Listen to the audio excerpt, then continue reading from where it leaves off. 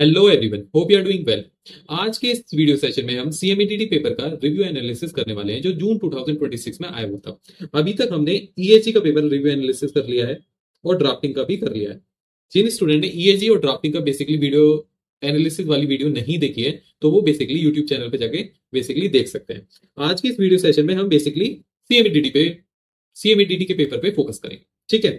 अगर मैं एक लाइन में बोलूं सीएमईटीडी का पेपर कैसा आया था, तो सीएमईटीडी का पेपर इतना इजी आया था, इतना इजी आया था, लगता है ड्राफ्टिंग का डिफिकल्ट पेपर बनाने के बाद एग्जामिनर के दिमाग में आया था कि पेपर अब मुझे इजी बनाना है, और उसने इतना इजी बना दिया था कि ये भूल गया है कि वो ये पेपर सीएस प्रोफेशनल लेवल का है। क्योंकि पेपर का लेवल जो था बिल्कुल बीकॉम वाला था। सर ऐसा क्यों बोल रहे हो बीकॉम वाला था? क्योंकि डायरेक्ट क्वेश्चन थे, one liner two liner question थे। कहाँ केस स्टडी पूछ रहा है, ईएसजी में भी थोड़ी बहुत केस स्टडी आई थी। ठीक है, ड्राफ्टिंग तो बिल्कुल ही पैटर्न अलग था। पर सीएमईटीडी का अगर आप पेपर देखोगे तो one liner two liner question भी है, बिल्कुल डायरेक्ट क्वेश्चन है, कुछ एनालिटिकल नहीं है। प्रोविजन भी जो उसने पूछे हैं बेसिकली वो वन लाइनर प्रोविजन पूछे, नोटिस ऑफ बोर्ड मीटिंग बताओ, इतने सिंपल सिंपल। सेक्शन 173 के ऊपर उसने क्वेश्चन पूछे, बहुत ज्यादा सिंपल। तो इसका कुछ एनालिसिस तो नहीं बनता, फिर भी हम एक बार पेपर को रिव्यू करेंगे और पेपर देखेंगे कि उसका पॉसिबल सोल्यूशन क्या क्या हो सकता था। ठीक है, ये मैंने बिल्कुल एक शीट बना दिया आपके लिए।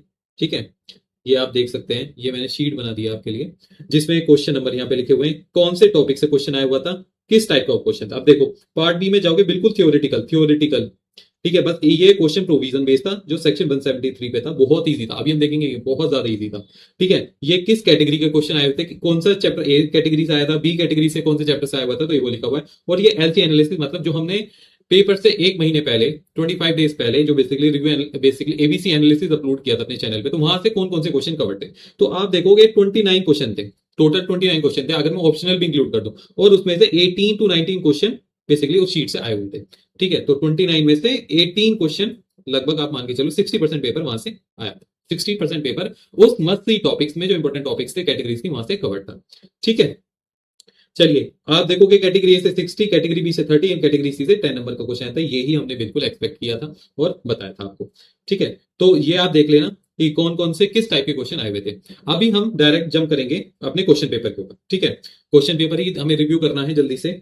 ठीक है, ज्यादा टाइम नहीं लगाएंगे क्योंकि कुछ एनालिसिस करने वाला है ही नहीं, एक दो क्वेश्चन है बिल्कुल, वो भी सिंपल ही है, वो आप अच्छे से बिल्कुल अटेम्प्ट करके आएंगे। मेरी उम्मीद, मैं यही उम्मीद करता हूँ कि क्योंकि पेपर इतना ईजी था, बहुत ज्यादा ईजी था। अच्छा, कुछ गलती भी है पेपर में, वो भी बताऊंगा क्या क्या गलती है। देखिए, पहला क्वेश्चन पढ़ते हैं पार्ट वन का। Sharad and Dhagesh Shailesh Jawahar are the partner in the DJ and the company secretary firm, यानी कि कंपनी सेक्रेटरी फर्म है और उसमें शरद धागे एंड शैलेश्वर जवाहर ये क्या है, दोनों पार्टनर है। ठीक है, they have got the secretarial audit assignment, MNT limited का कोई ऑडिट असाइनमेंट उन्हें मिला हुआ है जो कि एक मैन्युफैक्चरिंग कंपनी है। अभिलाष उसमें एक ट्रेनी है जो कि असाइनमेंट के लिए अपॉइंट हुआ है, was appointed for this assignment. Abhilash has been busy with his studies since his examination were approaching, and hence he has not studied the document detail, reported all the area under the audit to be in order. ठीक है, in related documentation related to company secretarial compliance statement were not correctly maintained by the company. ठीक है, अभिलाष ने कुछ input दिए without even cross checking, उस document को basically आगे फॉरवर्ड कर दिया, and sign the certified secretary audit report of the MNT limited. इसमें एक वर्ड बहुत इंपॉर्टेंट है, without even cross checking the document. मतलब इसमें हुआ क्या है, देखिए, कोई एक प्रैक्टिसिंग कंपनी सेक्रेटरी फर्म को एक ऑडिट असाइनमेंट मिला, उस ऑडिट असाइनमेंट पे किसने वर्क किया, एक ट्रेनी ने वर्क किया। ठीक है, किसने वर्क किया, एक ट्रेनी ने किया। ठीक है, यहाँ पे लिखा हुआ है trainee was appointed for this assignment. अब उस डॉक्यूमेंट में, सेक्रेटरी ऑडिट असाइनमेंट में जितने भी डॉक्यूमेंट उसने चेक किए, he has not study the document in detail, उसने जितने भी डॉक्यूमेंट चेक किए वो डिटेल में चेक किए ही नहीं। And reported all the area under the audit to be in order, और क्या रिपोर्ट कर दिया कि सारे डॉक्यूमेंट सही हैं। ठीक है, उसके बाद डॉक्यूमेंट जो थे वो करेक्टली मेंटेन नहीं कर रखे थे कंपनी ने, ये भी लिखा हुआ है। अब based on the Abhilash input, अब अभिलाष ने जो इनपुट दिया अपने सीनियर्स को, मतलब पीसीएस फर्म के पार्टनर्स को, without even cross checking the document, Shailesh Jawahar PCS sign and certified the secretarial audit report. तो सेक्रेटरियल ऑडिट रिपोर्ट जो पार्टनर ने साइन कर दी विदाउट इवन क्रॉस चेकिंग, किसके इनपुट के बेसिस पे, जो कि ट्रेनी ने दिए हुए हैं। समझे बात? अब analyse and decide based on the code of conduct of ICICI whether the act of the Shailesh Jawahar is appropriate. ये एक ही क्वेश्चन अच्छा है पूरे पेपर में, बस मैं ये बोलूंगा। इसमें बताना है कोड ऑफ कंडक्ट एनालाइज करना, डिसाइड करना based on the code of conduct of ICICI whether the act of Shailesh Jawahar is appropriate. Appropriate है नहीं है, तो ये क्या है, not appropriate. Sir not appropriate क्या है? क्योंकि ये जो है एक प्रोफेशनल मिसकंडक्ट यहाँ पे किया। क्या किया है जी? Professional misconduct. कौन से स्केड्यूल का प्रोफेशनल मिसकंडक्ट हुआ है? चलिए देखते हैं कौन से स्केड्यूल का हुआ है, थोड़ा डिटेल में भी बात करेंगे। ठीक है, देखिए,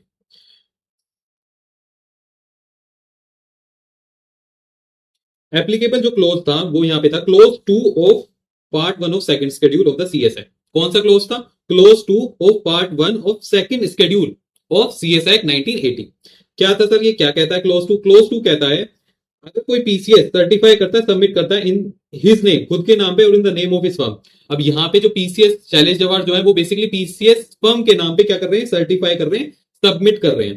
ठीक है। और report of an examination of the matter relating to the company secretary practice. Company secretary practice के यस सेक्रेटरियल ऑडिट का असाइनमेंट है। किसका है? सेक्रेटरियल ऑडिट का असाइनमेंट है। And related statement unless the examination of such statement has been made by PCS by partner और employee in his firm by another PCS. अब देखो, क्या इन तीनों ने बेसिकली कुछ एग्जामिनेशन किया था उस सेक्रेटरियल ऑडिट का? पीसीएस ने किया था? नहीं किया था। पार्टनर ने किसी ने एग्जामिनेशन किया था उस रिपोर्ट का? नहीं किया था। एम्प्लॉय ने किया था? नहीं किया था। किसी और पीसीएस ने उसकी रेस्पॉन्सिबिलिटी ली थी एग्जामिनेशन की? नहीं ली थी। तो सर क्या ये प्रोफेशनल मिसकंडक्ट में आता है? बिल्कुल आता है। अब आपको क्वेश्चन आएगा सर क्या ट्रेनी एम्प्लॉइज में आता है? नहीं आता। तो आपके मॉड्यूल में साफ साफ लिखा हुआ है ट्रेनीज को इस क्लॉज में जो ट्रेनीज है वो एम्प्लॉय में कवर्ड नहीं होते। ठीक है। तो मैंने यहां लिख रखा है ट्रेनी वेदर एम्प्लॉय जो है उसमें कॉन्स्टिट्यूट होते हैं नहीं होते एम्प्लॉय। मतलब सिंपली सी बात, एम्प्लॉय में ट्रेनीज आते हैं नहीं आते जो सीएस फॉर्म में अपॉइंट किए जाते हैं? तो वो बोलते हैं नहीं आते। आपके मॉड्यूल में साफ लिखा है वो नहीं आते। ठीक है। तो ये क्या बन गया? प्रोफेशनल मिसकंडक्ट बन गया। तो क्या ये basically whether the act of Shailesh Jawahar is appropriate? That is not appropriate. आपको आंसर लिख के आना था और रीजन देना था कि ये मिसकंडक्ट है, प्रोफेशनल मिसकंडक्ट है। कौन सा? Close two of part one of second schedule of CS act 1980। आपको प्रॉपर रेफरेंस देके ये आना था। ठीक है जी। चलिए आगे वाला क्वेश्चन, नेक्स्ट क्वेश्चन पढ़ते हैं। PQR limited growing company has recently expanded its operation की टर्नओवर 500 करोड़ से 750 करोड़ उसका बेसिकली टर्नओवर इंक्रीज हो गया। Process of commencing a new business division during the year 3 number of new become applicable, existing legal provision were interpreted by the regulator, judicial developments widen the liability of the director and officer। ठीक है। ये risk assessment का question है sir. ठीक है, समझ आ रहा होगा। Internal review identified 8 potential area of non compliance out of 20 applicable laws with possible penalties ranging from 10 lakh to 1 crore. Risk of potential operational disruption, potential reputational damage due to adverse media reporting. ठीक है, कुछ नहीं है ये सब पढ़ने लायक ही है, पर इस क्वेश्चन में कुछ और ही एक्सपेक्ट किया था। क्या किया था? Identify the type of risk that should be included in the risk assessment process. मैंने क्या बोला? रिस्क असेसमेंट का क्वेश्चन है। ठीक है। अब ये कहना क्या चाह रहे हैं आप समझ रहे हैं कि कंपनी का टर्नओवर 500 करोड़ से 700 करोड़ हो गया। ठीक है। न्यू बिजनेस, अब जो न्यू लॉज बिकम एप्लीकेबल, अब कंपनी पे टर्नओवर इंक्रीज होने की वजह से कुछ लॉ अब नए एप्लीकेबल हो गए, जिनसे उनकी बेसिकली क्या potential area of non compliance out of 20 applicable with possible penalties जो है 10 लाख से 1 करोड़। ठीक है। तो liability of director and officer भी बढ़ गई यहाँ पे। ठीक है। अब आपको क्या करना है, कौन कौन से टाइप ऑफ रिस्क होंगे जो बेसिकली इंक्लूडेड है in the risk assessment process of the PQR limited, और एक्सप्लेन करना है while identifying inherent risk how the risk driver should B categorised into legal, financial, business and reputational effect. तो कौन कौन से बेसिकली आपको ये बताने, कौन कौन से टाइप ऑफ रिस्क बताने, और रिस्क ड्राइवर्स हैं बेसिकली क्या क्या रिस्क ड्राइवर में बेसिकली आप कैटेगराइज करोगे into legal, financial, business and reputation. Book का ही क्वेश्चन है, कुछ भी दिक्कत वाली बात नहीं है। कौन कौन से रिस्क हो सकते हैं बताओ आप, इतना तो आप बता दोगे। लीगल रिस्क हो गया, इसमें क्या हो गया जी? लीगल रिस्क हो गया। और कौन कौन सा रिस्क है बताओ? फाइनेंशियल रिस्क होगा नहीं होगा? यस बिल्कुल होगा, पेनल्टीज वाली बात आ रही है। फाइनेंशियल रिस्क होगा नहीं होगा? ठीक है। और कौन कौन सा रिस्क होगा बताओ आप? लीगल रिस्क की बात हो गई, फाइनेंशियल रिस्क की बात हो गई, और बताओ। एक हो गया रेपुटेशनल रिस्क। कैसे सर रेपुटेशन? लाइन पढ़ो यहाँ पे, potential reputation damage due to adverse media reporting. अब इसमें ही आपको क्या लिखना था? अब ये ही बेसिकली रिस्क ड्राइवर में लिखना था। Inherent and risk how the risk driver should B category into legal, financial, business and reputation पे। मॉड्यूल खोलोगे आप, आपको बिल्कुल रिस्क ड्राइवर में यहाँ लिखे हुए मिलेंगे, legal driver, financial, business and reputation पे। तो अगर आप ऐसे ही लिख के आए होंगे ठीक है। रेगुलेटरी रिस्क में मैं बता दूं बेसिकली रिस्क लीगल ड्राइवर्स में क्या क्या लिखना था आपको? Risk arising from the non compliance with new applicable laws. Financial risk में monetary penalties and fines. Reputational risk की बात करूंगा basically risk of adverse media reporting and loss of stakeholder confidence. तो ये क्या है बेसिकली, कैसे आप आइडेंटिफाई करेंगे inherent risk and how the risk driver should be categorize into legal, financial, business and reputational fact. Theoretical question था, कुछ ऐसे ही आपको लिख के आना था। नेक्स्ट क्वेश्चन देखते हैं, question number C. Scitech limited implemented digital document management system. ठीक है। अब ये सिंपल सा क्वेश्चन है, डॉक्यूमेंट मैनेजमेंट सिस्टम से, डॉक्यूमेंटेशन वाले चैप्टर से क्वेश्चन आया हुआ है। देखिए पूछ क्या रहा है, सिंपल सी चीज पूछ रहा है, बहुत ज्यादा क्या नोमेनक्लेचर के ऊपर पूछ रहा है question. Nomenclature, naming and coding of document वहां से आया हुआ है। Not mainly an administrative preference. अब ये लास्ट वाली लाइन पढ़ना इंपॉर्टेंट है। Reinforcing the principle that standardize and symbol free nomenclature is the compliance requirement and not mainly an administrative preference. आपको do you agree with this? Suggest them the best practice for file naming, best practice क्या होंगी file naming की वो बतानी है, और ये statement में आप हाँ करते हैं या ना करते हैं, सिंपल सा क्वेश्चन आया था नोमेनक्लेचर एंड कोडिंग से। अब आप बताओ नोमेनक्लेचर एंड कोडिंग आप पढ़ के गए होगे, बेस्ट प्रैक्टिस आपको बतानी थी, क्या क्या क्या बेस्ट प्रैक्टिस हो सकती है कि डॉक्यूमेंट की जो नेमिंग होगी वो यूनिक होगी एंड स्ट्रक्चर्ड होगी कंसिस्टेंटली, ठीक है। और क्या हो सकता है नेमिंग के टाइम पे हम बेसिकली क्या क्या बेस्ट प्रैक्टिसेस फॉलो करेंगे, स्टैंडर्ड डेट नोटेशंस फॉलो करेंगे, ठीक है सर, और ब्लैंक स्पेसेस अवॉइड करते हैं, हाइफन यूज करते हैं, ठीक है। फाइल फॉर्मेट एक्सटेंशन होना चाहिए हमारे नेम में। तो ये बेसिकली आपको ये जितने भी पॉइंटर्स दे रखे हैं आपकी बुक में ये आपको लिखना था, ठीक है। और एक बात इसमें छुपा हुआ क्वेश्चन ये था कि ये जो लाइन है ना, reinforcing the principle that standardize and symbol free nomenclature जो है इज अ कंप्लायंस रिक्वायरमेंट है, not mainly an administrative preference. Do you agree with this? तो आपको यस नो में बेसिकली आंसर लिखना था और सजेस्ट करना था best practices for file naming क्या होंगी, ठीक है। उसके बाद अब देखिए सिंपल क्वेश्चन क्या आया हुआ है, you are the practicing company secretary, you have to advise your audit team regarding provision related to the companies act 2013 in relation to the board meeting and its notice related to board meeting। board meeting से related compliances पूछे हैं, provisions, notice related to board meeting, answer each of the following question as per the provision of the companies act 2013। अब यहाँ पे provision का reference देना था। board meeting of limited company, ठीक है, बता दोगे कितने नंबर ऑफ बोर्ड मीटिंग करानी होती है, प्रोविजन एटलीस्ट 4 बोर्ड मीटिंग होती है इन ईच कैलेंडर ईयर, ठीक है। गैप कितना देखते हैं, maximum 120 days, 4 board meeting. Limited company की पूछ रहा है sir, board meeting of specified IFSC private company कितनी कराते हैं, 1 board meeting in each half of a calendar year, yes. कहां लिखा हुआ है, सेक्शन 173 जब पढ़ेंगे उसके साथ एक नोटिफिकेशन पढ़नी पड़ती है इसके लिए, ठीक है। एमसी की नोटिफिकेशन है, वहां पे आप बेसिकली एमसी की नोटिफिकेशन है 4 जनवरी 2017 की, तो वो उसका रेफरेंस लिखना था आपको।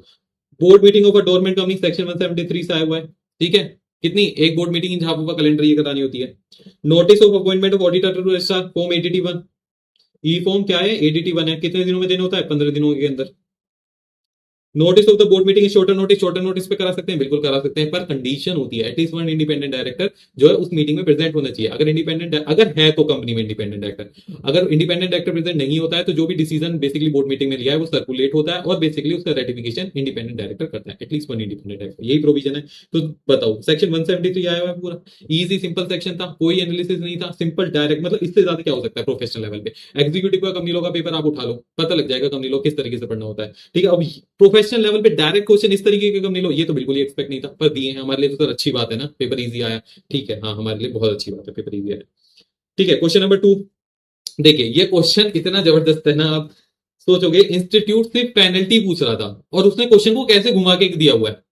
Provision of the Companies Act 2013 stated company has to inform within 30 days after the date of incorporation shall submit form IC22। बिल्कुल IC22 बेसिकली 30 डेज में हमें आरओसी को देना होता है जब चेंज ऑफ रजिस्टर्ड ऑफिस वाला केस है, ठीक है। Whenever there is a change in the registered office, using the judicial pronouncement of Messrs Joy Ice Cream Bangalore Private Limited, analyze and decide the consequences of non filing of। मुझे एक बात बता दो आप, simple सी बात, institute को क्या ये पता नहीं होगा, आरओसी जब भी बेसिकली ये जुडिशियल प्रोनाउंसमेंट देके आपको कंफ्यूज कर रहा है, using the judicial pronouncement of method जो है आइसक्रीम बैंगलोर प्राइवेट लिमिटेड, आपको कंफ्यूज कर रहा है, ये आरओसी का ऑर्डर है, आरओसी ने बेसिक एडजुडिकेशन ऑफ पेनल्टीज किया हुआ था, एडजुडिकेशन ऑर्डर निकाला था इस कंपनी के अगेंस्ट, ठीक है। तो उस ऑर्डर में जो बेसिकली पेनल्टी इंपोज करी थी उसका बेसिकली क्या रेफरेंस, क्या हम यूज करके उसको कॉन्सिक्वेंसेस का बेसिकली एनालाइज करें और डिसाइड करें, एनालाइज और डिसाइड करने को बोल रहा है, एनालाइज एंड डिसाइड। बताओ एडजुडिकेशन ऑर्डर को एनालाइज करेंगे, सिंपल उसने नॉन कंप्लायंस किया था उसके ऊपर पेनल्टी ठोकी आरओसी ने, अब इसको एनालाइज और डिसाइड करने के लिए हम क्या कर सकते हैं, और क्या एडजुडिकेशन ऑर्डर जुडिशियल प्रोनाउंसमेंट होती है, आरओसी बेसिकली जुडिशियल प्रोनाउंसमेंट कब से देने लगा, आरओसी तो बेसिकली जुडिशियल बॉडी भी नहीं है।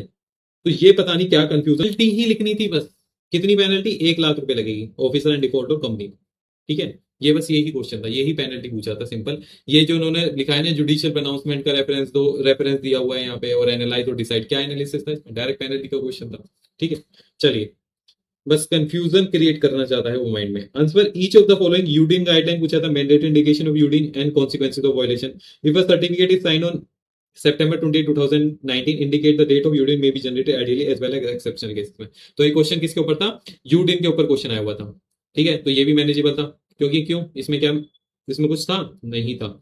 यूडिन गाइडलाइन आपकी बुक में दी हुई है, मैंडेटरी इंडिकेशन के बारे में भी आपकी बुक में दे रखा है, कॉन्सिक्वेंसेस क्या होंगे सीएस एक्ट के अंदर, सीएस एक्ट के अंदर आपको बेसिकली रेफरेंस देना था कॉन्सिक्वेंसेज क्या होंगे। सर्टिफिकेट अगर आपका बेसिकली 28 सितंबर को, ये इलस्ट्रेशन से क्वेश्चन है, आपकी बुक में एक इलस्ट्रेशन भी दे रखा है, तो आइडियली कब जनरेट होना चाहिए, जिस दिन वो डॉक्यूमेंट साइन हुआ, तो आइडियली तो 28 सितंबर को होना चाहिए।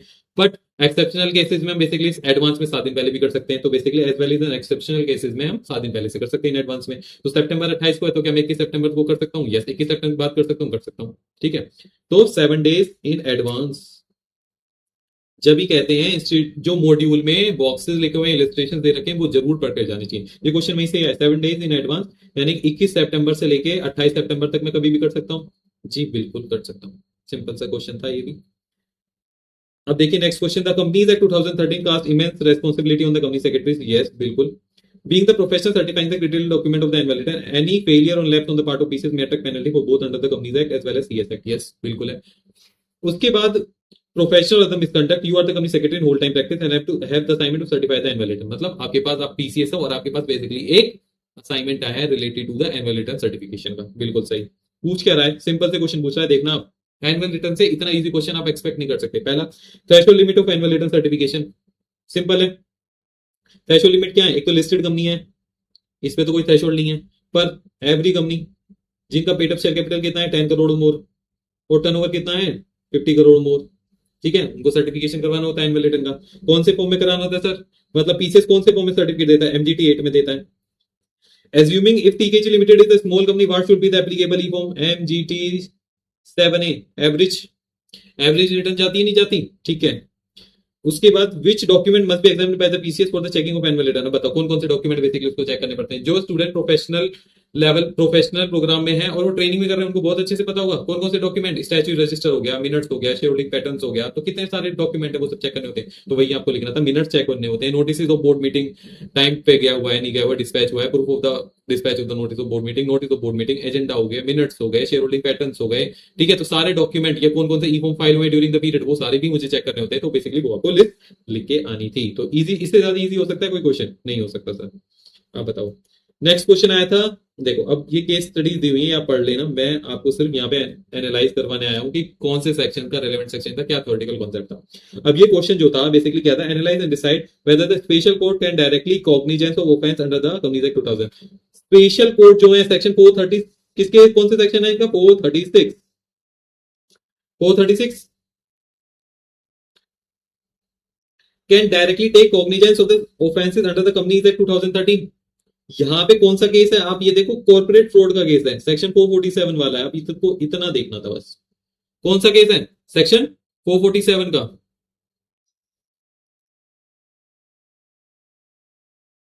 कौन सा केस है? सेक्शन 447 का। ठीक है। हम्म।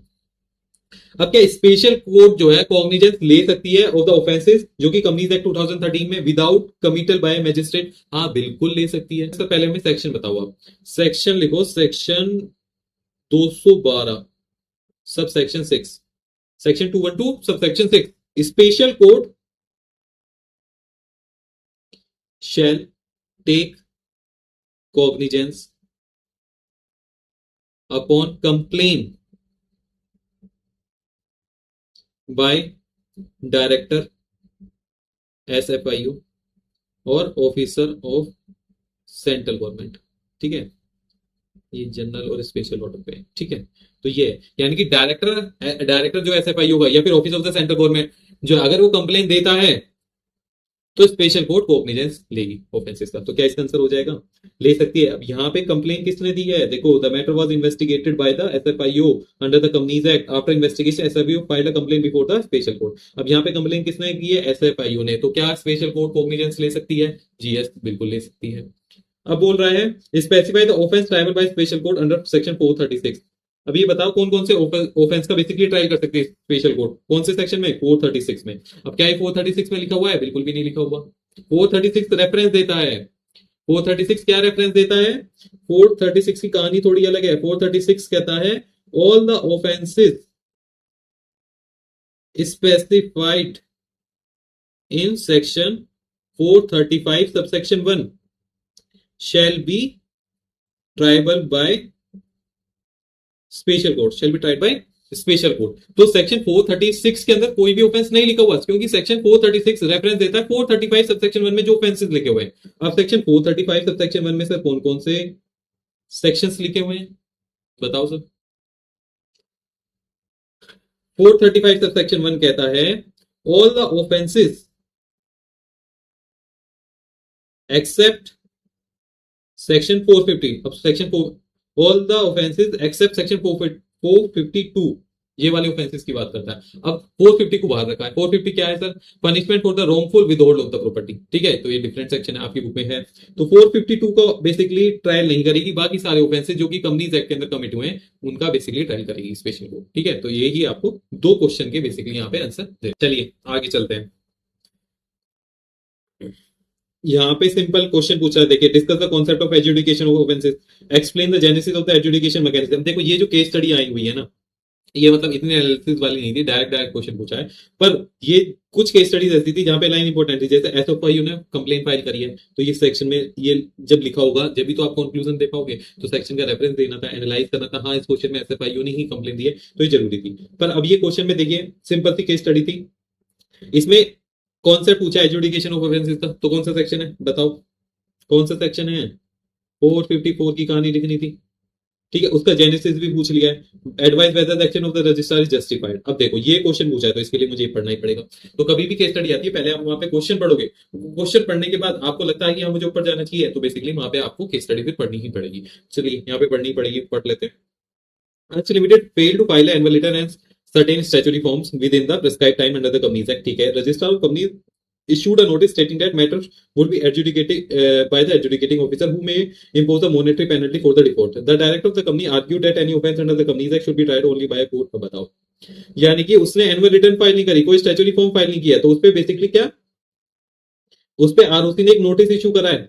और क्या नोटिस करा है कि वो मैटर जो है वो एडजुडिकेशन कौन करेगा, उसका आरओसी करेगी। पर उस पर्सन का यानी कि डायरेक्टर ऑफ कंपनी का क्या आर्गुमेंट था कि अगर कोई भी ऑफेंस हुआ है अंडर द कंपनीज एक्ट वो तो भैया ट्राई करेगी court, note and administrative officer, यानी कि आरओसी नहीं करेगा। तो क्या उसकी बात ये सही है? क्या basically whether the action of the registrar justified, क्या आरओसी का जो एक्शन था उसको नोटिस देके कि ये मैटर तो हम एडजुडिकेशन करेंगे, क्या सही था? बिल्कुल सही था, क्योंकि आरओसी का काम ही क्या है, आरओसी एडमिनिस्ट्रेशन ही तो करता है कंपनीज एक्ट 2013 का। तो एडजुडिकेशन करना, पेनल्टी इंपोज करना, ये सिर्फ आरओसी का ही काम है। और जो अगर मैं बात करूं यहाँ basically tried only by court and not by administrative officer. अगर यहाँ पे फाइन की बात होती तो फाइन कौन इंपोज करता है? फाइन इंपोज करती है कोर्ट। पर अगर कोई पेनल्टी की बात हो रही है तो उसका एडजुडिकेशन आरओसी ही करेगा और पेनल्टी इंपोज करेगा बाय इशूइंग ए एडजुडिकेशन ऑर्डर। ठीक है, तो ये भी सिंपल था। चलिए आगे बढ़ते हैं। देखिए यहाँ पे बेसिक सेक्शन ही पूछा है, डॉक्यूमेंटेशन का क्वेश्चन था। यहाँ पे सेक्शन 27 का रेफरेंस दिया है, सेक्शन 120 का रेफरेंस दिया है, तो आप बेसिकली समझ जाओ मेंटेनेंस ऑफ डॉक्यूमेंट्स आया है, which permit the maintenance record in electronic form subject to certain condition stating the provision specify whether with limited can maintain statutory record in electronic form. यानी कि ये पूछ रहा है कि प्रोविजन बताओ और स्पेसिफाई करो कि वैथ लिमिटेड जो कंपनी है वो मेंटेन कर सकती है statutory record in electronic form में। ठीक है जी, उसके लिए तो फैक्ट्स पढ़ना जरूरी है, तो फैक्ट्स भी देख लेते हैं। वैथ लिमिटेड एक लिस्टेड कंपनी है जिसके लिस्टेड कंपनी है 1200 shareholder debenture holder. The company has traditionally maintain statutory register maintain करती है रजिस्टर्ड ऑफिस पे। अप्रैल 25 में board of director of limited propose to shift the maintenance of statutory register record and document electronic form in order to improve efficiency. ठीक है, retrieval के लिए। उसके बाद एक डायरेक्टर बोलता है कि companies act 2013 requires certain requirement physically, देखो question whether the company can legally maintain such record electronic form. तो बताओ कर सकती है वैट लिमिटेड? बिल्कुल कर सकती है। सेक्शन 120 कंपनी बेसिकली क्या मेंटेन कर सकती है? Yes, may maintain a documents in electronic form, बिल्कुल लिखा हुआ है। Elucidate the manner in which a company can maintain record in electronic form in according with rule 27। तो रूल 27 में लिखा हुआ है किस मैनर में करेगी, तो वो भी लिखा हुआ है। अब मैनर में क्या लिखा हुआ है? जो भी इन्फॉर्मेशन बेसिकली रिकॉर्ड कर रहे हैं वो रिक्वायरमेंट फुलफिल करनी चाहिए कंपनीज एक्ट 2013 में, जितने भी रिक्वायरमेंट है। फॉर्मेट आपको सेम रखना होता है, ठीक है, रिप्रोड्यूसिबल होना चाहिए प्रिंटेड फॉर्म में। उसके बाद एक बार डॉक्यूमेंट डेट हो गया, साइंड हो गया, वो ऑल्टर नहीं होना चाहिए। ठीक है, तो ये सब सारी कुछ किस मैनर में बेसिकली हमको डॉक्यूमेंट मेंटेन, वो आपको रूल 27 में रेफरेंस दिया वो आपको लिखना था। उसके बाद a group of the young agrotech innovators calling themselves Innovate Agro decide to build a digital platform to link small farmer from a little town with a buyer across India. They face the usual hurdle like burdensome paperwork and uncertainty about the government benefit, but India's recent staff reform helped an idea into a formal business. ठीक है, अब government of India ने ongoing effort लगाया encourage करने के लिए entrepreneur को, innovation को, पर्टिकुलर सिंप्लीफाइंग सिंपल, ये कहानी लिखी हुई है स्टार्टअप के बारे में। गवर्नमेंट ने जो जो बेसिकली स्टेप्स लिए हैं अब आपसे क्या पूछ रहा है, ये पूछ रहा है as per the notification dated 19 अगस्त 2025। तो समझो नोटिफिकेशन रेफरेंस दे रहा हो 19 अगस्त, सप्लीमेंट का क्वेश्चन है, आपको एकदम समझना चाहिए सप्लीमेंट से आया हुआ है।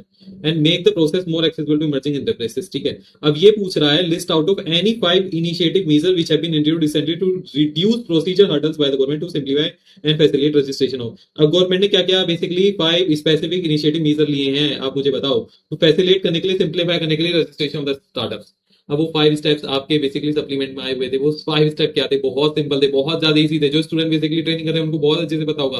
एमसी V3 पोर्टल एमसी लेके आया है, तो वो वाली बात लिखनी थी यहाँ पे। एक तो V3 पोर्टल है, help desk issue, help desk दिया है, ठीक है। एक एजेंट है वहां पे, जहाँ पे बेसिकली आप चेक कर सकते हैं चैट बोर्ड जो दिया हुआ है एमसीए पे, तो वो एक बेसिकली इनिशिएटिव ये नोटिफिकेशन में लिखा हुआ है। और क्या क्या हुआ है, सी पेस, सी पेस एक यूनिट बनाई है, ठीक है।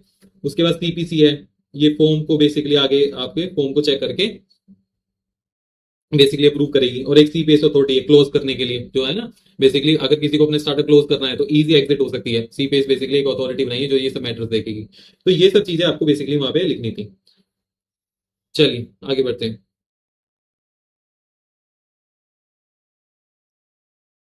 ठीक है। MCA 21 आ गया, तो पहले जो फॉर्म AOC 4 MGT 7 बहुत सारे फॉर्म्स थे, ATT 1 था, तो वो फॉर्म क्या थे, वो वेब बेस्ड नहीं थे। अब सारे फॉर्म वेब बेस्ड हो गए, तो ये भी बात लिखनी थी, ठीक है। प्रोसेस सीपीसी क्यों है, ये प्रोसेस करने के लिए फॉर्म को फास्ट बेसिकली फास्ट तरीके से ई फॉर्म जो है वो अब आपके प्रोसेस हो सकते हैं।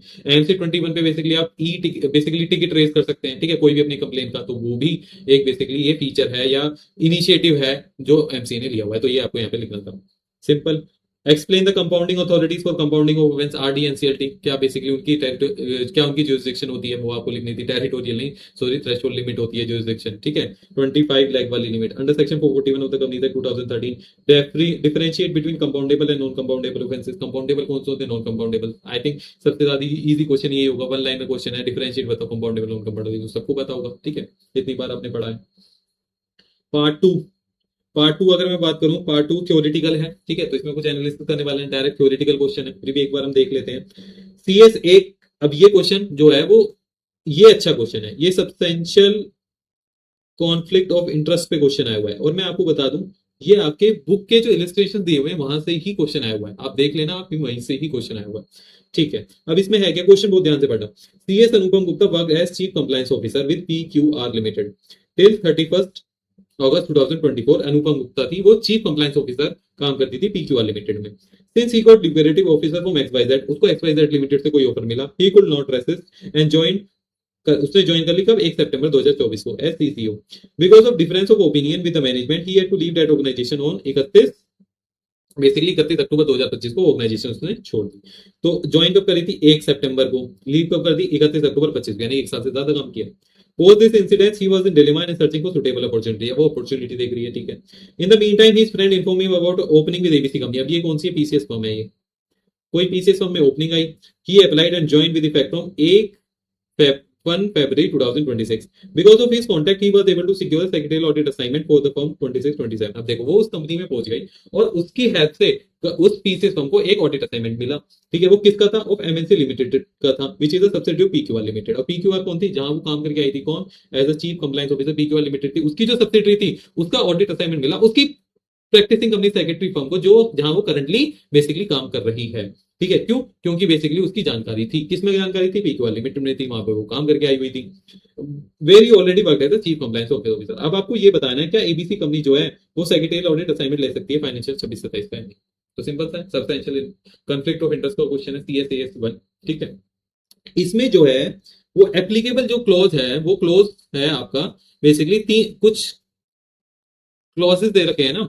एक तो थ्रेशोल्ड लिमिट वाला है, थ्रेशोल्ड दे रखे हैं, सॉरी, थ्रेशोल्ड कौन सा है, पहला थ्रेशोल्ड जो है वो basically paid up share capital वाला है। पेड अप शेयर कैपिटल अगर आप होल्ड करते हैं तो आपको ऑडिट असाइनमेंट नहीं ले सकते, ठीक है। दूसरा इंडेप्टनेस को लेकर, तीसरा है ये एम्प्लॉयर एम्प्लॉय रिलेशनशिप अगर आप कर रहा है। वो एक्जैक्टली क्लॉज क्या है मैं आपको वो बता देता हूँ, ध्यान से पढ़ना, बहुत ध्यान से देखो, ये क्वेश्चन थोड़ा चेंज होगा। ऑडिटर वॉज इन एम्प्लॉयमेंट, ये वन लाइनर क्लॉज है, वन लाइनर पॉइंट है। Auditor was in employment of the ऑडिटी।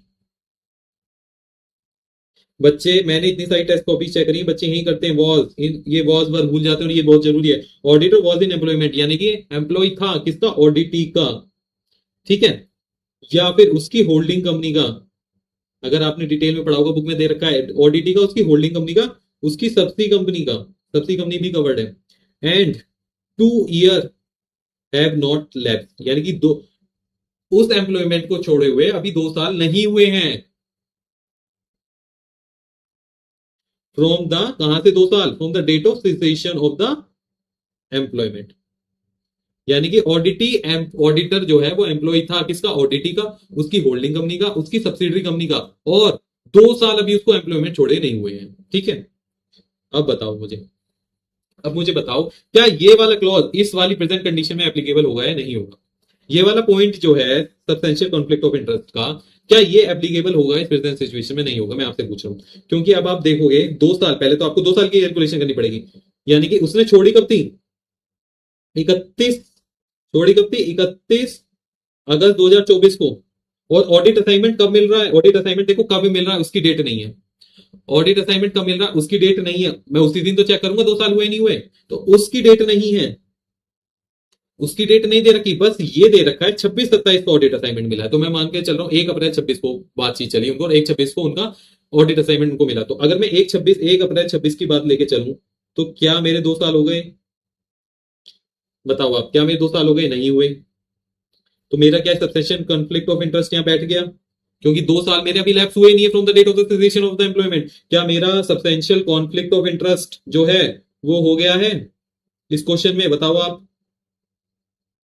हाँ सर, पढ़ के तो लग ही रहा है 2 साल अभी हुए नहीं है, और उसकी सब्सिडी कंपनी का, ऑडिटी की सब्सिडी कंपनी का ऑडिट असाइनमेंट मिल रहा है, और उनकी बेसिकली साठ हुई होगी, उससे हमें ऑडिट असाइनमेंट मिल रहा है। तो क्या सर, ये तो सब्सटेंशियल कॉन्फ्लिक्ट ऑफ इंटरेस्ट है, और ये बेसिकली एंटिटी को हम बेसिकली, इस एंटिटी का हम सेक्रेटरी ऑडिट नहीं कर सकते। क्या नहीं कर सकते, बताओ आप, क्या लिख के आए हो, यस या नो। तो इसका आंसर जो है, ले सकते हैं जी, ले सकते हैं हाँ। कैसे ले सकते हैं सर, अब आप बताओ कैसे ले सकते हैं। मैं ही बताता हूं कैसे ले सकते हैं। देखिए, ये जो पर्सन है ना, अनुपम गुप्ता,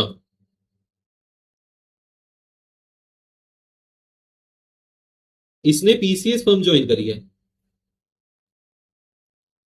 अब मैं मान के चलता हूं इसने एम्प्लॉय की ही पोजीशन ली है वहां, क्योंकि यहाँ क्वेश्चन में कहीं नहीं लिखा कि उसने एज अ पार्टनर ज्वाइन किया है। देखो आप, ठीक है, तो मैं ये मान के चल रहा हूं इसने एम्प्लॉय की पोजीशन ज्वाइन की है। तो क्या इस सिचुएशन में ये पॉइंट अट्रैक्ट हो जाएगा, नहीं होगा। अगर वो पार्टनर होता, अगर वो पार्टनर होता, ठीक है, और इन पास्ट में जाके वो एम्प्लॉय रहा है उस कंपनी का, उसकी सब्सिडरी कंपनी का, उसकी होल्डिंग कंपनी का, तो मैं ऑडिट असाइनमेंट नहीं लेता। पर यहाँ पे वो क्या है, वो एम्प्लॉय है, तो एम्प्लॉय के केस में मैं ऑडिट असाइनमेंट उठा सकता हूँ, बिल्कुल उठा सकता हूँ। तो इस केस में क्या ये जो एबीसी कंपनी है वो ऑडिट उठा सकती है एमएससी लिमिटेड का, जो कि पीक्यूआर लिमिटेड की क्या है, सब्सिडरी कंपनी है, कर सकती है, कर सकती है। यहाँ पे ये वाला पॉइंट एप्लीकेबल नहीं होगा। क्यों नहीं होगा, क्योंकि सर जो ये जिसके कॉन्टेक्ट से मुझे मिला है, या फिर जो बेसिकली ये पर्सन की यहाँ पे बात हो रही है, वो उस कंपनी का पार्टनर नहीं है, बोल रहा है ऑडिटर। वो उस कंपनी का बेसिकली पीसीएस फर्म का एम्प्लॉय है, पार्टनर नहीं है। पार्टनर होता तो बेसिकली ये क्लॉज लग जाता, मतलब ये पॉइंटर आपका लग जाता, सब्सटेंशियल कॉन्फ्लिक्ट ऑफ इंटरेस्ट वाला, ये जो पॉइंट है एप्लीकेबल हो जाता। आपकी मॉड्यूल में इलस्ट्रेशन साफ साफ दिया हुआ है, इसी पॉइंट को पकड़ा हुआ है उसने, ठीक है, तो ये बुक से ही था बिल्कुल। चलिए आगे चलते हैं। ये मैं बता रहा हूँ, ये वाला क्वेश्चन और पहला वाला क्वेश्चन, यही थोड़ा सोच के एनालिटिकल वाले थे, ये पॉइंट पे फोकस करना था, और अट्रैक्ट, क्या अट्रैक्ट, कौन सा प्रोविजन, कौन सा पॉइंट अट्रैक्ट हो रहा है, ये आपको बेसिकली एनालाइज करना था और अपना सॉल्यूशन देना था। ये सोशल ऑडिट का है, डायरेक्ट क्वेश्चन है, ठीक है, इसमें कुछ नहीं है एनालिसिस करने वाला। या how addressing this minimum issue bye secretary audit. अब एक बात मैं आपको बता दूं, ये सेम क्वेश्चन, मतलब minimum issue during social audit से रिलेटेड, लास्ट टाइम सीएसआर के पेपर में आया हुआ था, ओपन बुक के पेपर में ये वाला सेम क्वेश्चन आया हुआ था। सेम तो नहीं बोलूंगा, पर ये ही पूछ रहा था कि कौन से minimum issues basically during social audit help in assessing the extent of the social impact. ठीक है, तो ये थ्योरेटिकल क्वेश्चन था, आपकी बुक में दिए हुए हैं। You have appointed a secretary audit of alpha beta limited, state what are the precondition of accepting professional engage. बताओ, डायरेक्ट क्वेश्चन, 2 लाइनर का, 2 लाइनर क्वेश्चन है, कोई केस स्टडी कुछ नहीं, डायरेक्ट बताओ कि कौन कौन सी प्री कंडीशन होंगी। ठीक है, उसके बाद to simplify the corporate structure reduce procedure delay the government amend the companies act. अच्छा, ये क्वेश्चन क्या है, सेक्शन 233 में जो अमेंडमेंट आई हुई है, जो 233 का स्कोप बढ़ा दिया गया है। पहले क्या थी वहां पे, स्मॉल कंपनीज कवर थी, 2 और मोर स्मॉल कंपनीज का, 2 और मोर स्टार्टअप कंपनीज का, होल्डिंग और होलिंग सब्सिडीज का मर्जर हो सकता। अब उसके बेसिकली 233 का जो अम्ब्रेला था उसको उन्होंने बड़ा कर दिया, उसमें बहुत सारी कंपनी और आ गई है। कौन कौन सी 3 कैटेगरी की कंपनी आ गई है अब, अनलिस्टेड कंपनी का भी बेसिकली लिस्टेड कंपनी नहीं होनी चाहिए? बताइए, ये क्वेश्चन अमेंडमेंट का है। List unlisted company, basically listed company नहीं होनी चाहिए, to or more unlisted company का हो सकता है, but to or more unlisted company, इसको कुछ कंडीशन सेटिस्फाइड करनी पड़ेंगी। वो कंडीशन बेसिकली लिखी हुई है, बेसिकली लोन और डिपॉजिट से रिलेटेड। और कौन कौन सी का? होल्डिंग और अब सब्सिडी का भी हो सकता है। पहले होल्डिंग और होली ओन सब्सिडीज का हो सकता है, होल्डिंग एंड सब्सिडी कंपनी का भी हो सकता है, प्रोवाइडेड ट्रांसफरर कंपनी मेरी लिस्टेड ना हो। ठीक है, टू और मोर सब्सिडरीज का भी हो सकता है, two or more subsidiaries of same holding company, यानी कि एक होल्डिंग कंपनी की दो सब्सिडी है तो उन दो सब्सिडरी कंपनी का बेसिकली फास्टैग मर्जर से मर्जर अमलगमेशन हो सकता है, बट वो अगेन ट्रांसफर कंपनी आपकी लिस्टेड नहीं होनी चाहिए। ये आपको लिखना था, ये अमेंडमेंट का क्वेश्चन था, सेक्शन 233 प्लस रूल आपको लिख कर रूल का रेफरेंस लिख के आना था। ठीक है, companies arrangement and amalgamation rules है, उनका रेफरेंस आपको लिख के आना था, अमेंडमेंट का क्वेश्चन था। सप्लीमेंट्स आया था, तो इस बार आपके पेपर देख लो।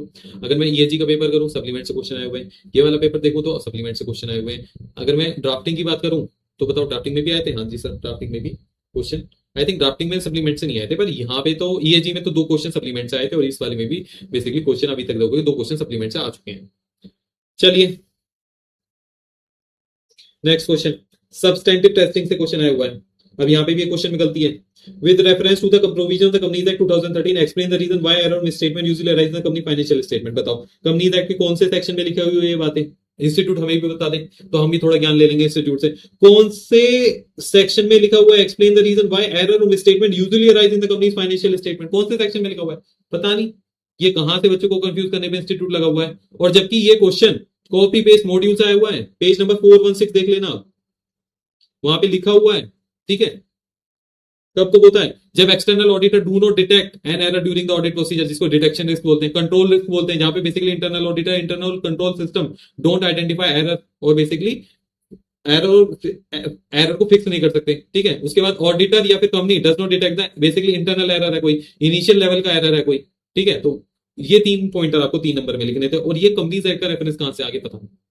तो इंस्टीट्यूट का ही क्वेश्चन ही, मैं बोलूंगा क्वेश्चन ही सही नहीं है। With reference to the companies act लिख के यहाँ उन्होंने कंफ्यूज करा है स्टूडेंट्स को बहुत ज्यादा।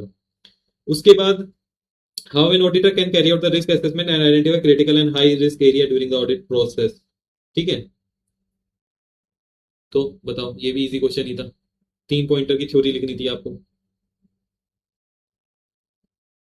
ठीक है, और ये वाली लाइन मॉड्यूल से ही उठाई हुई है उन्होंने, चैप्टर नंबर 11 से क्वेश्चन आया हुआ है। ठीक है, थ्योरेटिकल क्वेश्चन है इसलिए हम ज्यादा बेसिकली एनालिसिस नहीं कर रहे हैं इन सब क्वेश्चंस का। उसके बाद how the appointment of quality reviewer is, direct theory आया हुआ है, कैसे होगा? एलिजिबिलिटी देखूंगा सबसे पहले, ठीक है, उसका एक्सपीरियंस देखूंगा। उसके बाद वो गिल्टी तो नहीं है सीएस एक्ट के अंदर, ठीक है, प्रोफेशनल मिसकंडक्ट में, तो ये सब चीजें मैं उसकी देखूंगा, अपॉइंटमेंट करूंगा जब। The council of the institute of the company secretary of India has approved the issuance of the 4 ICSI auditing standards. Standard required to be observed by the company secretary undertaking audit. The standards seek to promote the best auditing practices uniform. हमें पता है ये सब बातें, question पूछो क्या पूछना है, इतनी सब कहानी सुना के एक्सप्लेन 3 होते हैं, यानी कि 4 सीएसए उसमें से 3 बता दो। अब 3 नंबर का क्वेश्चन आया, आप क्या लिख के आए होगे? सीएसए की मेरे साथ स्कोप लिख देते और ऑब्जेक्टिव लिख देते थे, हालांकि वो भी ज्यादा ही हो जाता 3 नंबर में था, तो 3 लिखने थे आपको। तो ऑडिट एंगेजमेंट पे है, और दूसरा ऑडिट प्रोसेस एंड डॉक्यूमेंटेशन पे है, फिर audit opinion and then secretary audit, 3 लिखने थे। तो बताओ इसमें कुछ था? नहीं था। जो क्वेश्चन अच्छे होंगे मैं बेसिकली पूरा सॉल्व करा दूंगा आपको। ये ऑडिट डॉक्यूमेंट से आया हुआ था। With discuss why the documentation is important. Documentation जो है वो इंपॉर्टेंट क्यों है बताओ। और ये सब जो लाइन है ना वो मॉड्यूल से ही उठा रहा है इंस्टीट्यूट, मेहनत कुछ भी नहीं करी है केस स्टडी बनाने में। पेज नंबर 442 पे आप देख लेना। ठीक है,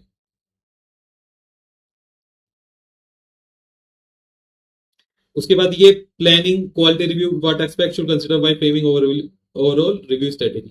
तो ये क्वालिटी रिव्यू के बेसिकली प्रोसेस से क्वेश्चन आया हुआ है। ठीक है, सबसे पहले प्लानिंग करते हैं, प्रिपरेशन करते हैं, एग्जीक्यूशन होते हैं, तो उस स्टेज का क्वेश्चन है व्हाट कौन कौन से एक्सपेक्ट बेसिकली रिव्यू कंसीडर करेगा जब वो ओवरऑल अपनी रिव्यू स्टडी बनाएगा। तो क्या बनाएगा? साइज ऑफ द फर्म क्या है, ठीक है, लीगल फॉर्म क्या है, बीसीएस फर्म इंडिविजुअल है, ठीक है, या फिर बीसीएस फर्म है, ज्योग्राफिकल स्प्रेड कितना है, कौन सी मेथोलॉजी यूज हो रही है, तो ये सब चीजें basically policy and procedure basically देखेगा। तो ये सब स्ट्रेटेजी बनाने से पहले देखेगा। उसके बाद लेवल लॉ ऑडिट के ऊपर क्वेश्चन आया हुआ है। अब आप देखो इंस्टीट्यूट ने क्या बहुत अच्छी पता नहीं क्वेश्चन फ्रेमिंग की हुई है, समझ नहीं आ रहा है। Why doing the audit payment of bonus act, As secretarial auditor of the company, state the important point you will take care while doing this audit under the payment of bonus act. Payment of bonus act से code of wages में चला चुका है अब institute, वैसे ही labour law में इतनी इतनी बड़ी बड़ी सप्लीमेंट इशू कर चुका है, और इंस्टीट्यूट को सीएमएटीडी पेपर में कोड ऑफ वेजेस याद नहीं आए कि कोड ऑफ वेजेस अब खत्म ही हो गए। मैं मानता हूँ बुक का क्वेश्चन है पेमेंट ऑफ बोनस एक्ट में, पर क्वेश्चन तो अपडेट दे दो, कोड ऑफ वेजेस लिख दो। मैं मानता हूँ वो बेसिकली ये सिंपल पॉइंटर्स ही होते हैं कि फॉर्म देखेगा, एप्लीकेबिलिटी देखेगा, रिटर्न्स फाइल करी है नहीं करी है, रिकॉर्ड रजिस्टर्स मेंटेन हुए नहीं हुए हैं, ठीक है, रिटर्न टाइम पे फाइल हुई है नहीं हुई, ये सब चीजें ही देखता है, ठीक है। पर एप्लीकेबिलिटी देखेगा और क्या देखेगा, बस यही तो पॉइंट होते हैं। पर आप बेसिकली यहाँ पे कोड ऑफ वेजेस तो लिख देते हैं, एलोकेबल सरप्लस कितना है, अवेलेबिलिटी सरप्लस कितना है, कैलकुलेशन देखेगा बोनस की, तो बस यही लिखने थे पॉइंटर्स। पर कोड ऑफ वेजेस यहाँ पे लिखता क्यों स्टूडेंट को बेसिकली कंफ्यूज कर रहा है और क्यों अपने लेवल खराब कर रहे हैं। चलिए आगे बढ़ते हैं। 6 क्वेश्चन, ऑडिट टेक्निक में इतनी थ्योरी दी है, पर पूछा क्या है, 10 ऑडिट टेक्निक ही पूछ ली सिंपल सी। Examination of record, inquiry, sampling, confirmation, compliance, compliance test, substantive test, analytical review, ये सब बेसिकली आपको 10 पॉइंटर्स यहाँ पे लिखने थे। उसके बाद अगर मैं देखूं आरबीआई, ये बैंक ड्यू डिलिजेंस का क्वेश्चन है, सिंपल क्वेश्चन है, ड्यू डिलिजेंस के चैप्टर थे बैंक ड्यू डिलिजेंस। तो आपको क्या बताना, ये जो है ये इसमें भी मेहनत नहीं करी हुई, ये भी मॉड्यूल से उठाया है, ठीक है। इस मीनिंग का स्टेटमेंट बताओ, what methodology should be adopted for doing the bank due diligence, क्या मेथोडोलॉजी बेसिकली अडॉप्ट करते हैं। तो ये भी सिंपल क्वेश्चन है, पूरा आपकी बुक में प्रोसेस दे रखा है, ठीक है। उसके बाद fraud detection reporting require the practising company secretary to focus beyond compliance, fraud and non compliance के बीच का बेसिकली डिफरेंस बता दो। Easy question, again direct question. Fraud and non compliance सबसे ज्यादा इजी क्वेश्चन है सेक्रेटरी ऑडिट वाले chapter का, ठीक है। बताओ अब फ्रॉड क्या होता है, नॉन कंप्लायंस क्या होता है। फ्रॉड, नॉन कंप्लायंस क्या है, that is failure to comply with the law, failure to comply with the laws, regulations and the rules. और बेसिकली फ्रॉड क्या है, एक्ट ऑफ डिसेप्शन या फिर इंटेंशनल कंसीलमेंट या फिर अमीशन बोलूं, बेसिकली किस लिए कर रहे हैं ये सब, act of deception, intentional concealment or omission to gain unlawful advantage, या फिर बेसिकली कोई इंजरी को इन्फ्लिक्ट करना या इंड्यूस करना कि टू सरेंडर लीगल राइट, तो ये क्या है, ये फ्रॉड कहलाया जाता है। इन दोनों के बीच में बेसिकली रिलेशनशिप क्या है, ये भी आपको लिखना था, क्योंकि 5 नंबर में इतना तो वो एक्सपेक्ट करेंगे। Non compliance led to fraud, और फ्रॉड जो है वो कंप्लाइंट कंपनी में भी हो सकता है, ठीक है। तो ये रिलेशनशिप है, तो अगेन ये भी इजी क्वेश्चन था। उसके बाद what are the objective of issuing internal audit report, ये बताता है। Basic step of audit report, तो basic steps of audit report क्या होते हैं, सबसे पहले आप मुझे बताओ basic steps of audit report क्या होते हैं। Basic steps of audit report क्या होते हैं, जैसे कि मेरा फील्ड वर्क कंप्लीट होता है ऑडिटर का, उसके बाद वो क्या करता है, फील्ड वर्क कंप्लीट होने के बाद सबसे पहले प्रिलिमिनरी ड्राफ्ट बनाएगा, प्रीलिमिनरी ड्राफ्ट बनाएगा, उसके बाद उस जो उसने ड्राफ्ट बनाया है उसका डिस्कशन होगा एक एग्जिट मीटिंग में। एग्जिट मीटिंग में मैनेजमेंट बैठेगा, ऑडिटर बैठेगा, उन सब चीज उनके बीच में डिस्कशन होगा, उससे वो बेसिकली उनके कमेंट्स लेगा, उन कमेंट्स के हिसाब से वो उसको बेसिकली अब प्रीलिमिनरी ड्राफ्ट को एक फॉर्मल ड्राफ्ट बनाएगा, उसके सजेशंस भी लेगा, कंसिडर करेगा जो भी मैनेजमेंट के है, और फॉर्मल ड्राफ्ट अगेन फिर बेसिकली मैनेजमेंट के पास जाएगा, मैनेजमेंट देखेगा, और फिर वो हाँ एग्रीमेंट जब उन दोनों के बीच का हो जाएगा तो एक फाइनल बेसिकली रिपोर्ट इशू कर दिया आपको, ठीक है। तो ये स्टेप्स लिखने थे बेसिक आपको। ये क्वेश्चन मेटर्निटी के ऊपर आया था, how should auditor consider materiality while forming his opinion. तो मेटर्निटी में बेसिकली 4 पॉइंटर आपको बहुत अच्छे से आते होंगे, principles, principle of completeness, principle of objectiveness, principle of timelines and principle of the contradictory process. तो ये बेसिकली आपको मेटर्निटी का कॉन्सेप्ट पता होगा, कैसे मेटर्निटी कंसीडर करी जाती है। The main objective appraisal of management decision का क्वेश्चन आया हुआ है। The main objective appraisal of management is to be see how decision taken by the management, discuss the step in appraisal management, यानी कि तो आपको स्टेप्स लिखने थे मैनेजमेंट डिसीजन के। ये इंटरनल ऑडिट वाले चैप्टर से क्वेश्चन आया हुआ है, ठीक है। अगेन ये भी डायरेक्ट क्वेश्चन, आप देखो 2 लाइनर के क्वेश्चन, एक लाइनर के क्वेश्चन आए हुए हैं, तो इससे ज्यादा इजी पेपर नहीं हो सकता। बेसिकली स्टूडेंट्स के लिए पेपर बहुत अच्छा था, ठीक है। एक्सपेक्ट करते हैं कि 60 प्लस आएंगे इस बार सीएमडीटी में, काफी सारे स्टूडेंट्स के 60 प्लस से याद आया, 60 प्लस की एक हमने वीडियो भी यूट्यूब पे अपलोड किया, हाउ टू स्कोर 60 प्लस इन सीएमडीटी, तो एक बार उसको भी देख लेते हैं जल्दी से। अब आप देखो, अब हमने जो पहले से एक्सपेक्ट किया था कि कैसे एक स्टूडेंट 60 प्लस स्कोर कर सकता है सीएमडीटी में, ठीक है। तो आप देखो कंप्लायंस फ्रेमवर्क से हमने क्वेश्चन क्या एक्सपेक्ट किया था, थ्योरेटिकल क्वेश्चन, तो ये थ्योरेटिकल क्वेश्चन आया था, बिल्कुल आया था। कॉन्सेप्ट एंड सेक्शन, सेक्शन लिखा हुआ, तो क्या वो सेक्शन 173 वाला जो क्वेश्चन है वो आया था पेपर में आपके, आया था, लिखा हुआ था compliance under the companies act, वो पूछेगा, ठीक है। कंप्लायंस रिस्क असेसमेंट का क्वेश्चन, रिस्क ड्राइवर वाला, ठीक है, वो यहीं से आया हुआ था। तो जो ये यहाँ पे टॉपिक लिखे हुए थे, इनसे थ्योरेटिकल क्वेश्चन एक्सपेक्ट है, सेक्शन से भी क्वेश्चन कंप्लायंसेस वाला आ सकता है, आया हुआ है, तो देख सकते हैं आप। डॉक्यूमेंटेशन की बात करूं, section 120 of the companies act 2013 plus rules आया हुआ था, बिल्कुल आया हुआ था, थ्योरेटिकल चैप्टर था। कॉन्सेप्ट पूछे जाएंगे आपसे, कोडिंग एंड नोमेनक्लेचर के ऊपर क्वेश्चन आया हुआ है। साइनिंग एंड सर्टिफिकेशन, 92, सेक्शन 92, तो यहाँ पे cover all section of the companies act साफ साफ लिखा हुआ है। प्रोविजन बेस्ड चैप्टर है, प्रोविजन वाला ही क्वेश्चन आएगा, मेनली प्रोविजन बेस्ड क्वेश्चन ही आएगा। तो आया था सर, बिल्कुल ही आया था, आपको पता है, अभी आपने एनालिसिस किया। Legal framework governing company secretary, situation based question, पहला ही क्वेश्चन था सिचुएशन बेस्ड था। एनालाइज और आइडेंटिफाई करना था कौन सा क्लोज एप्लीकेबल होगा।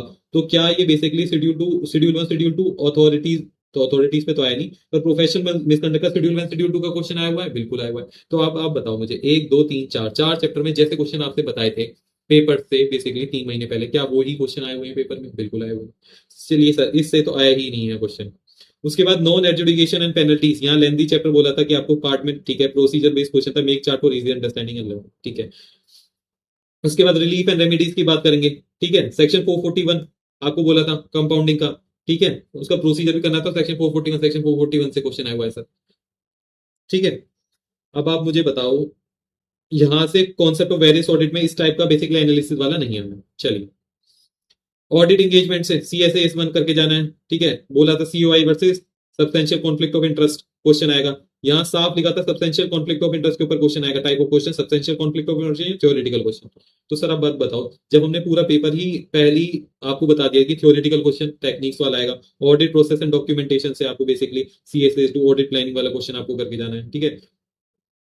फॉर्मिंग एन ओपिनियन मैटरलिटी वाला क्वेश्चन आया हुआ है सर, लिखा हुआ है, ठीक है। उसके बाद अगर मैं सेक्रेटरियल ऑडिट कंपनीज एक्ट 2013 को करने को बोला था, ठीक है, मैंने fraud versus non compliance sir लिखा हुआ है सर। अगर आपने ये वीडियो देखी होती 3 महीने पहले, तो आपको एक आइडिया लग जाता कि कैसे हमें 64 प्लस स्कोर करना है सीएमडीडी के पेपर में। क्योंकि आप पेपर देखो, इंटरनल ऑडिट का अप्रेजल ऑफ मैनेजमेंट डिसीजन, ठीक है, स्टेप वाइज अप्रोच, ये सब लिखा हुआ है। अब ये जो हम एनालिसिस करते हैं आउट ऑफ 460 प्लस, ये ऐसा नहीं है कि पेपर उठा के कोई भी पेपर देखा और बता दिया। ये हमने 5 टू बेसिकली 10 अटेम्प्ट्स एनालिसिस करके आपके लिए वो वीडियो बनाई थी। और अगर जिस स्टूडेंट ने देखी होगी उसको लिए बिल्कुल बेनिफिट होगा। पीर रिव्यू की अगर मैं बात करूं, प्रोसेस से क्वेश्चन आया था सर, बिल्कुल प्रोसेस से क्वेश्चन आया था। कौन सी मेथोडोलॉजी टू बी फॉलोड, ये भी क्वेश्चन वही सही है। ड्यू डिलिजेंस की अगर मैं बात करूंगा, टाइप ऑफ ड्यू डिलिजेंस, ठीक है, हाउ टू कवर, ये हमने बिल्कुल स्ट्रेटेजी आपको बताई थी। और आप कैटेगरी भी देख सकते हैं, इसी कैटेगरी में क्वेश्चन आए थे। और आप ये देखिए, मैंने साफ साफ आपके लिए लिखा था सीएसएस 1 से क्वेश्चन आएंगे। और क्या करते हैं, ignore company law provision, refer bare act latest amend 20 marks, ठीक है। तो 20 नंबर के प्रोविजन बेस्ड क्वेश्चन आए हुए हैं, ठीक है, बिल्कुल आए हुए हैं सर। आप देखो तो सही, provision based question companies act से प्रोविजन बेस्ड क्वेश्चन ये आया हुआ है, ठीक है। सेक्शन 92 का प्रोविजन बेस्ड क्वेश्चन आया हुआ है, स्पेशल कोर्ट का प्रोविजन बेस्ड, ये भी प्रोविजन बेस्ड। तो ये सारे क्या है, प्रोविजन बेस्ड क्वेश्चन बेसिकली आए हुए हैं, ठीक है। Hope you have like this video, please share and subscribe to our YouTube channel law and excellence.